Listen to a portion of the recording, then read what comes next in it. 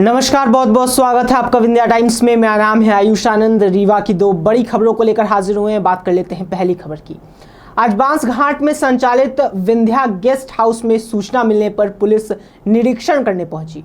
Police सूचना मिलने पर होटल पर पुलिस ने दबिश दी, जिसके बाद पुलिस के द्वारा स्पेशल टीम गठित कर महिला अधिकारियों की उपस्थिति में निरीक्षण किया गया, जहां कुछ होटलों में लड़के लड़कियां प्रेम संबंध में पाए गए।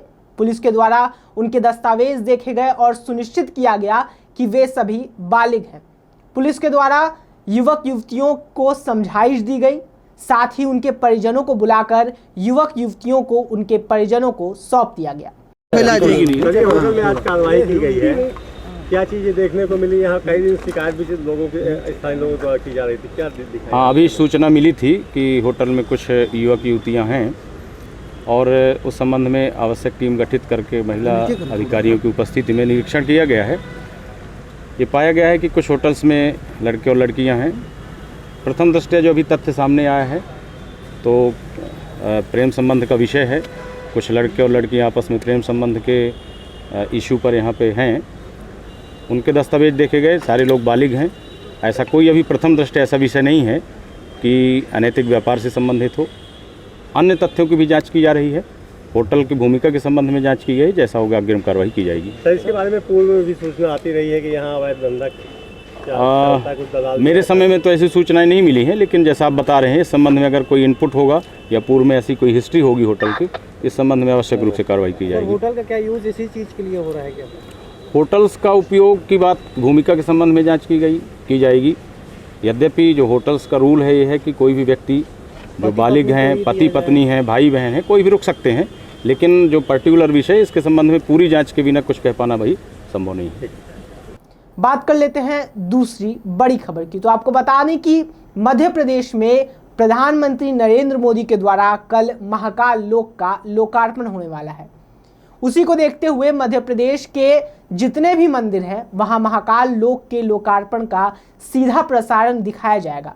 साथ ही कार्यक्रम को आपको बता दें कि सफल बनाने के लिए मंदिरों में भजन कीर्तन का आयोजन किया गया है, जिसमें रीवा शहर के 5 बड़े मंदिरों में यह कार्यक्रम होगा और सभी मंदिरों में उनके पुजारियों को यह सूचना दी गई, इसका प्रसारण किया जाएगा। वहीं आपको बता दें कि महामृत्युंजय मंदिर में भी इसके धार्मिक और ऐतिहासिक महत्व को देखते हुए कार्यक्रम आयोजित किया जाएगा। बहुत बहुत धन्यवाद। किस तरह की व्यवस्था बनाई जा रही है यहाँ पे और इसका क्यों चुना गया है? कल महाकाल लोक का लोकार्पण माननीय प्रधानमंत्री महोदय कर रहे हैं कल शाम को, तो उसी के तारतम्य में मध्य प्रदेश के जितने भी मंदिर हैं उनमें ये महाकाल लोक का सीधा उद्घाटन का जो प्रसारण है वो दिखाया जाना है और साथ ही साथ मंदिरों में भजन कीर्तन करके और उस कार्यक्रम को सफल बनाने के हम लोग को जो मध्य प्रदेश शासन की मंशा अनुसार है वो कार्यक्रम का प्लान किया है।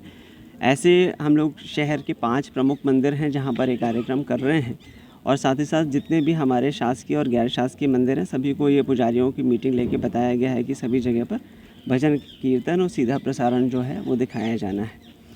कल महामृत्युंजय मंदिर जो यहाँ पर मुख्य कार्यक्रम शहर का है, महामृत्युंजय मंदिर जो किले में है वहाँ पर हम लोग करेंगे और इसमें इसको इसलिए चुना गया क्योंकि इसका ऐतिहासिक महत्व बहुत ज़्यादा है, धार्मिक आध्यात्मिक जुड़ाव लोगों का बहुत ज़्यादा है और ऐसा कार्यक्रम हम लोगों ने पिछली बार केदारनाथ में जो कार्यक्रम हुआ था उस दौरान भी यहाँ पर किया था, तो इसलिए इस मंदिर को चुना गया है और हम लोग इस कार्यक्रम को सफल बनाने के पूरे प्रयास कर रहे हैं। और कौन कौन से मंदिर?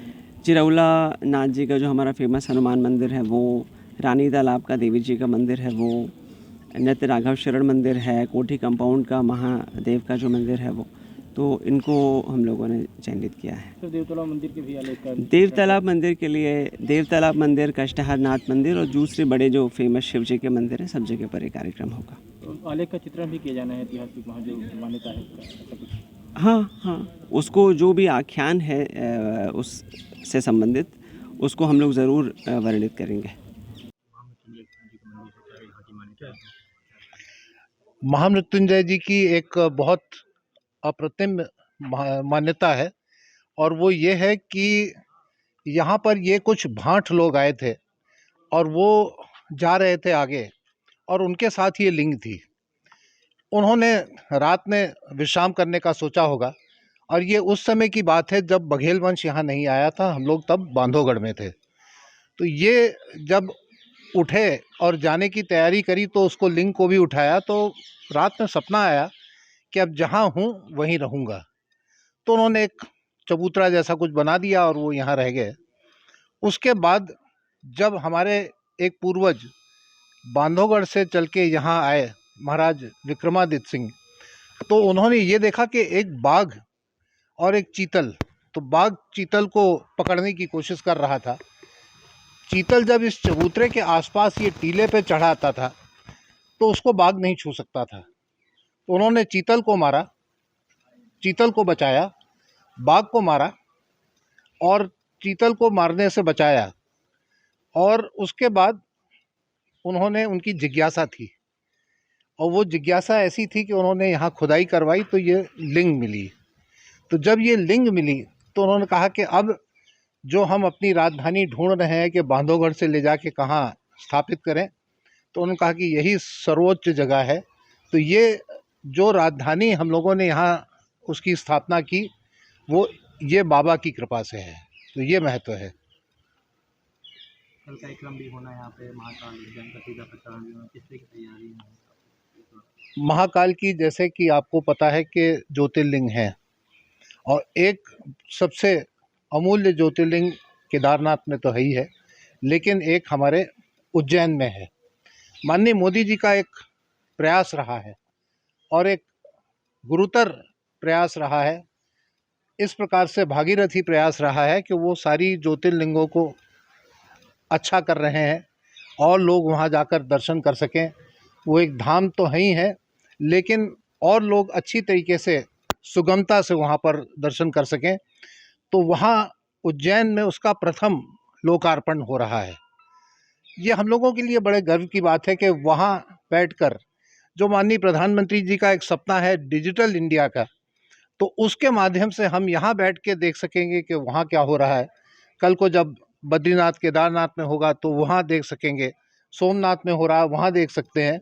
तो ये निश्चित रूप से एक बहुत बड़ा एक सपना उनका जो है, भारत को एक कल्चरल बॉन्ड में बांधना, एक ताना बाना इस प्रकार से संस्कृति का बांधना कि हम लोगों को समझ में आए कि हमारा हिंदू धर्म कितना महान है।